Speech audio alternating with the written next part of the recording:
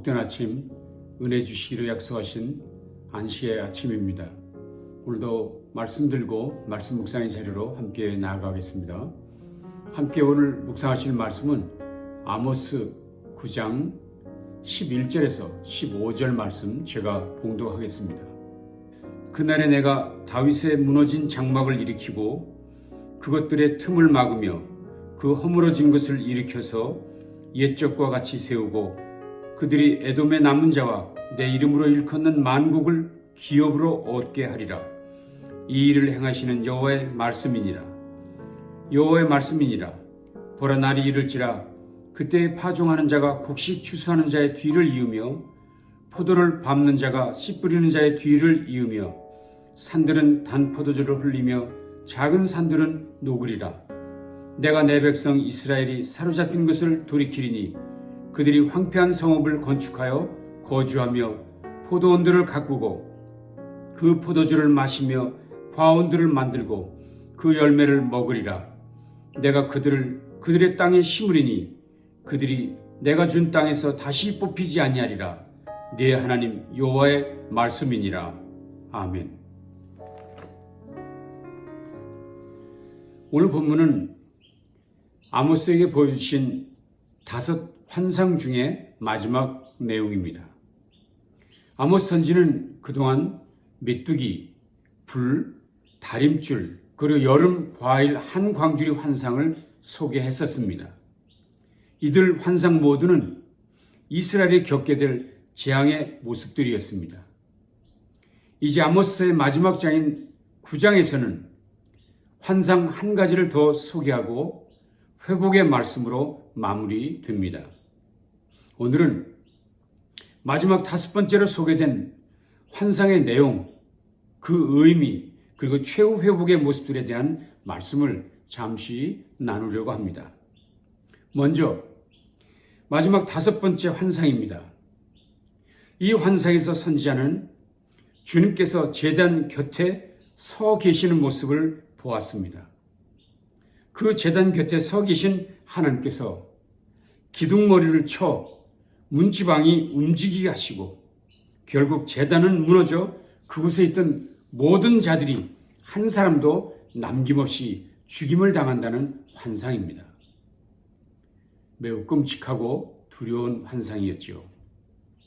그런데 그 환상에 소개된 그 제단이 과연 어디에 있는 것인지 명확하지 않습니다. 그래서 다양한 의견들이 있었습니다. 그러나 전후 문맥을 놓고 볼 때 그것은 예루살렘 성전을 의미한다고 보는 것이 합당합니다. 그 가장 큰 근거는 그 제단 곁에 하나님께서 서 계신다고 말씀하셨기 때문입니다. 1절이었죠.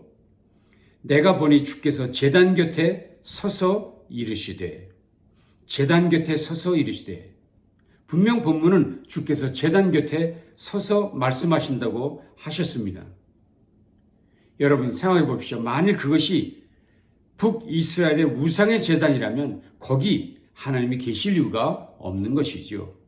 그리고 1절에 소개된 내가 보니 주께서 제단 곁에 서서 이르시되 기둥머리를 쳐서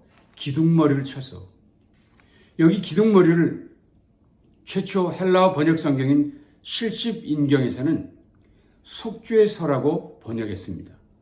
기둥머리를 속죄소라. 근데 여러분, 속죄소란 지성소 안에 있는 것이지요.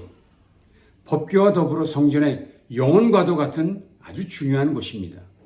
다시 말하면 속죄소는 솔로몬 성전의 기둥 같은 곳인데 그곳을 하나님께서 치시겠다는 것입니다.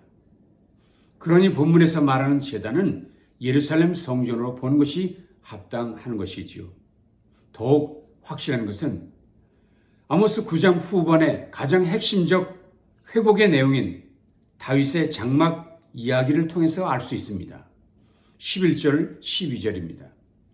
그날에 내가 다윗의 무너진 장막을 일으키고 그것들의 틈을 막으며 그 허물어진 것을 일으켜서 옛적과 같이 세우고 그들이 에돔의 남은 자와 내 이름으로 일컫는 만국을 기업으로 얻게 하리라.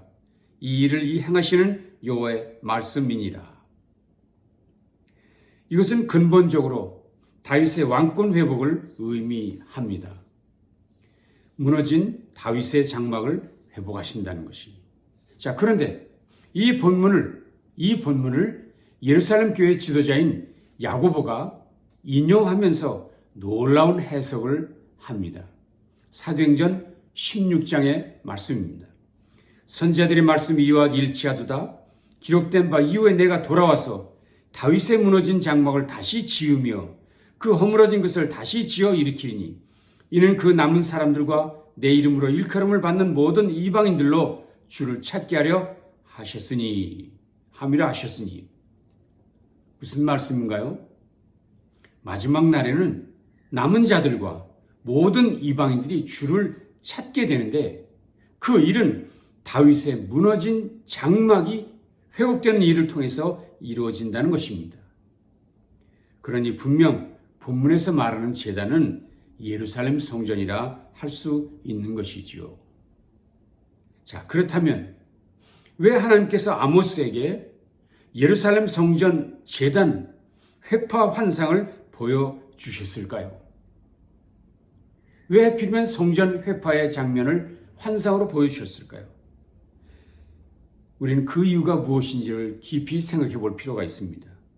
저는 그것이 하나님의 심판이 제단, 성전에서부터 시작된다는 것을 알리는 중요한 교훈이라는 것입니다. 하나님의 심판이 성전에서부터 시작된다. 놀랍고도 당황스러운 말씀이지요. 자, 그러나 이런 주장은 아모스만 아니라 대부분의 선지자들의 공통된 예언이었습니다.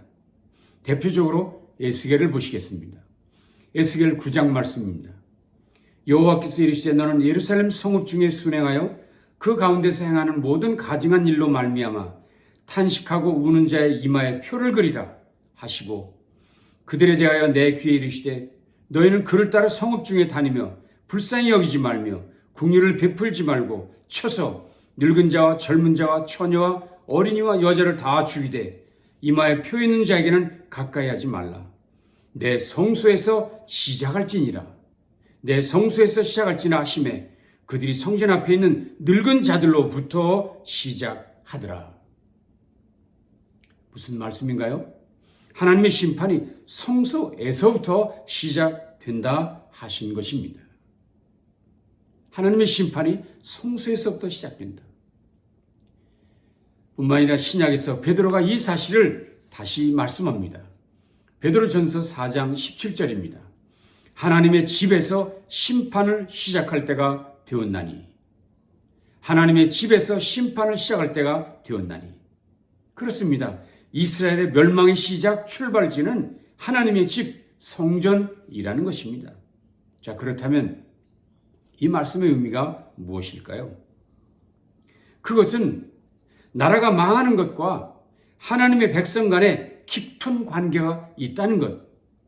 나라가 망하는 것과 하나님의 백성 사이에 깊은 관계가 있다는 것. 다시 말하면 나라가 망하는 것은 하나님의 백성들 때문이라는 이야기를 지적하는 것입니다.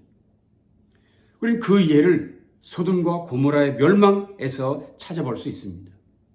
소돔과 고모라가 왜 멸망했는가? 성경은 분명히 말하기를 의인 10명이 없기 때문이라고 하나님이 말씀하셨습니다. 물론 백성의 타락이 원인이 될 수 있지요. 그렇지만 하나님의 지적, 하나님의 관심은 그런 거 아니고 의인 10명이 없기 때문이다. 그렇습니다. 성경의 일관된 지적은 이스라엘과 유다의 멸망은 국가적 문제이기 이전에 종교적인 문제, 신앙적 문제라고 하는 것입니다. 즉 나라의 존망의 열쇠가 하나님을 믿는 백성들 손에 달려있다고 얘기하는 것이지요.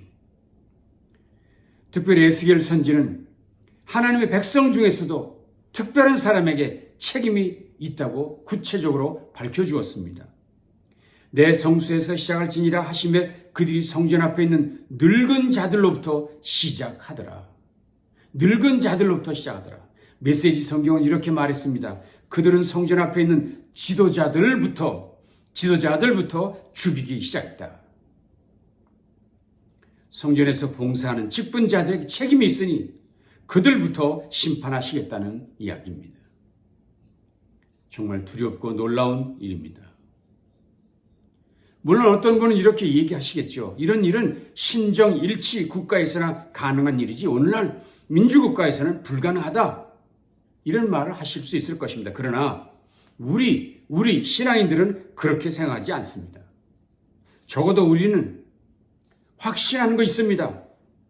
분명히 믿는 것 있습니다. 그것은 하나님께 대한 분명한 확신인데 하나님께서 이 땅의 모든 나라 그의 손에 있고 이 땅의 모든 역사 하나님이 주관하시며 섭리하신다는 믿음 우리에게 있습니다. 하나님의 다스리심, 하나님의 절대적 통치가 온 우주와 온 열방 가운데 있음을 우리는 확신합니다. 그래서 우리만 아니라 우리 대한민국도 우리 한민족도 그분의 다스림 가운데 있다는 것을 확신합니다. 그런데 오늘 아모스의 말씀을 통해 주께서 말씀하시기를 너희 믿음의 사람들이 바로 살지 못해서 너희 나라가 너희 민족이 망하게 되었다고 지적하고 있었던 것입니다. 그렇습니다. 우리가 말씀대로 살지 않았기 때문에 이런 일이 일어난 것임을 고백합니다. 우리가 예배한 대로 실천하지 않아서 이런 부끄러운 일들이 벌어진다고 인정합니다. 우리 신앙인들이 세상 속에서 소금의 역할, 빛의 역할을 못했기 때문에 그래서 그리스도인들의 맛도 빛도 잃고 버림받은 백성 되었음을 인정하고 고백합니다.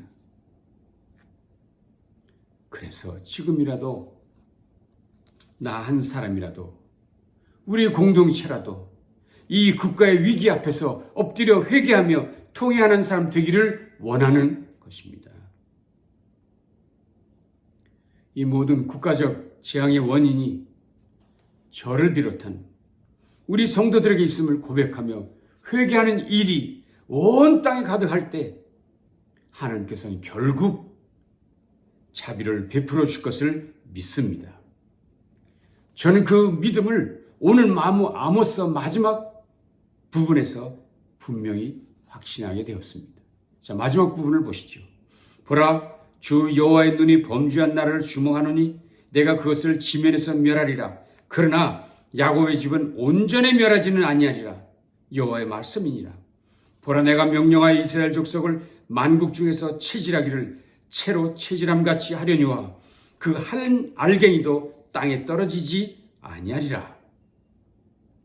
그날에 내가 다윗의 무너진 장막을 일으키고 그것들의 틈을 막으며 그 허물어진 것을 일으켜서 옛적과 같이 세우고 그들이 에돔의 남은 자와 내 이름으로 일컫는 만국을 기업으로 얻게 하리라. 이 일을 행하시는 여호와의 말씀이니라. 오늘 아모스 마지막 결론 부분에서 하나님께서는 야곱 집을 온전히 멸하지 않으시겠다고 약속하시면서 무너진 장막 다시 일으켜 세우신다고 말씀하셨습니다. 특별히 여기 다윗의 무너진 장막을 일으켜 주셨다는 말씀이 놀랍습니다. 여기서 다윗의 장막은 다윗의 권세, 다윗의 왕권, 다윗의 통치를 말하고 있기 때문입니다. 그날에는 완전한 통치, 혁명도 구테타도 없는 하나님의 왕국으로의 회복을 약속하셨다는 이야기입니다. 구체적으로 그가 통치할 때 어떤 일이 일어난다고 했습니까? 13절에서 15절이었죠. 여호와의 말씀이니라. 보라, 날이 이를지라 그때에 파종하는 자가 곡식 추수하는 자의 뒤를 이으며 포도를 밟는 자가 씨 뿌리는 자의 뒤를 이으며 산들은 단 포도주를 흘리며 작은 산들은 녹으리라. 내가 내 백성 이스라엘이 사로잡힌 것을 돌이키리니 그들이 황폐한 성읍을 건축하여 거주하며 포도원들을 가꾸고 그 포도주를 마시며 과원들을 만들고 그 열매를 먹으리라. 내가 그들을 그들의 땅에 심으리니 그들이 내가 준 땅에서 다시 뽑히지 아니하리라. 내 하나님 여호와의 말씀이니라. 다윗의 장막이 회복될 때, 다윗의 권세가 회복될 때 어떤 일이 일어난다고요? 놀라운 세 가지를 약속하셨습니다. 첫째는 땅에 임하는 저주가 끝난다. 둘째는 더 이상 원수의 공격이 없어진다. 마지막 세 번째는 영원한 평안이 함께할 것을 말씀하셨습니다. 물론 우리는 잘 압니다. 여기서 말하는 다윗의 통치는 인간 다윗의 등장이 아니라 다윗의 후손 예수 그리스도를 통한 통치와 회복을 의미한 줄로 믿습니다. 그렇습니다. 다윗의 자손 예수 그리스도 그가 오심으로 이 완전한 통치가 이루어질 것을 믿습니다. 그런데 사실 이 말씀은 이미 우리가 앞에서 살펴보았던 호세아서의 말씀에서 이미 언급된 이야기였습니다. 호세아서에서도 말씀했습니다. 1장이었죠. 그러나 우리 이스라엘 자손의 수가 바닷가의 모래같이 되어서 헤아릴 수도 없고 셀 수도 없을 것이며 전에 그들에게 이르기를 너희는 내 백성이 아니라 한 그곳에서 그들에게 이르기를 너희는 살아계신 하나님의 아들이라 할 것이라. 이에 유다 자손과 이스라엘 자손이 함께 모여 한 우두머리를 세우고 그 땅에서부터 올라오리니. 한 우두머리를 세우고 그 땅에서부터 올라오리니. 무슨 말씀인가요? 이스라엘 회복의 주권적 역사가 한 우두머리를 통해 일어날 것이라고 말씀하셨는데 그 한 우두머리가 누구입니까? 곧 다윗이며 그것이 다윗의 우선 예수 그리스도이시지요. 예수 그리스도. 그래서 사도행전의 야고보도 아모스가 말한 다윗의 장막을 회복시키려는 이 말씀을 그리스도의 재림의 날로 해석했던 것입니다. 앞부분에서 읽었습니다만 다시 한번 들어보시죠. 선지자들의 말씀이 이와 일치하도다. 기록된 바 이후에 내가 돌아와서 다윗의 무너진 장막을 다시 지으며 또 그 허물어진 것을 다시 지어 일으키리니 이는 그 남은 사람들과 내 이름으로 일컬음을 받는 모든 이방인들로 주를 찾게 하려 함이라 하셨으니 이는 그 남은 사람들과 내 이름으로 일컬음을 받는 모든 이방인들로 주를 찾게 하려 함이라 하셨으니. 그렇습니다. 과연 그렇습니다. 이제 우리가 가질 유일한 소망은 그날, 그분이 다시 오시는 그날에 있는 것을 믿습니다. 그래서 그날이 속히 오기를 이 대림절, 성탄절을 준비하면서 우리는 간구하는 것입니다. 오늘 말씀을 정리하겠습니다. 우리가 직면한 이 국가적 재난 앞에서 그 책임 누구에게 있느냐? 우리는 그 누구보다도 그 누구가 아닌 우리 자신, 나에게 있다는 사실을 인정하고 고백합니다. 이웃들, 특별히 위정자들을 위해 힘써 기도하지 않았고 오히려 비방했던 책임이 내게 있는 것을 인정합니다. 우리의 예배가, 나의 예배가 하나님을 경외하는 삶과 일치하지 못했음을 인정하며 고백합니다. 방황하는 이웃들에게 우리가 그리스도의 선한 영향력을 끼치지 못한 게으름을 인정하고 자백합니다. 그래서 이제라도 오직 주님만이 참 평안의 주인 되심을 고백하고 그 앞에 엎드려 간구하기를 결심하고 기도합니다. 이 나라를 긍휼히 여겨주소서. 이 성탄의 계절에 이 백성 가운데 평강의 주께서 탄생하여 주시옵소서. 주님의 평강을 허락해 주십시오. 도와주십시오. 건져주십시오. 정말 간절한 마음으로 하나님 앞에 나아가 엎드립니다. 존귀하신 주님의 이름이 이 땅 가운데서 역사하게 주시옵소서. 이것이 오늘 우리가 엎드려 기도해야 될 중요한 기도 제목인 줄로 믿습니다. 오늘 우리 모두 그렇게 주 앞에 나갑시다. 기도합시다. 이 민족을 회복시켜달라고, 살려달라고, 세워달라고 기도하십시다. 기도하겠습니다. 주님,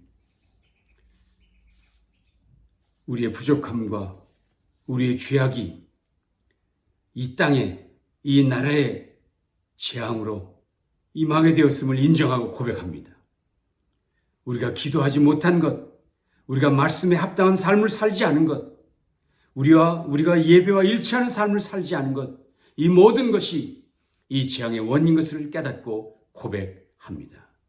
우리의 죄를 용서해 주시고 이 땅을 불쌍히 여겨주시고 이 땅을 긍휼히 여겨 다시 세워 주시옵소서. 이 땅이 다시 주 앞에 굳건히 서서 하나님의 뜻을 힘있게 선포하는 하나님의 나라로 세워 주시옵소서.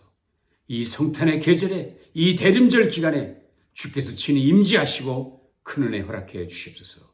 예수님 존귀하신 이름으로 간절히 기도합니다. 아멘. 오늘도 주님께 기도하며 나아가십시다.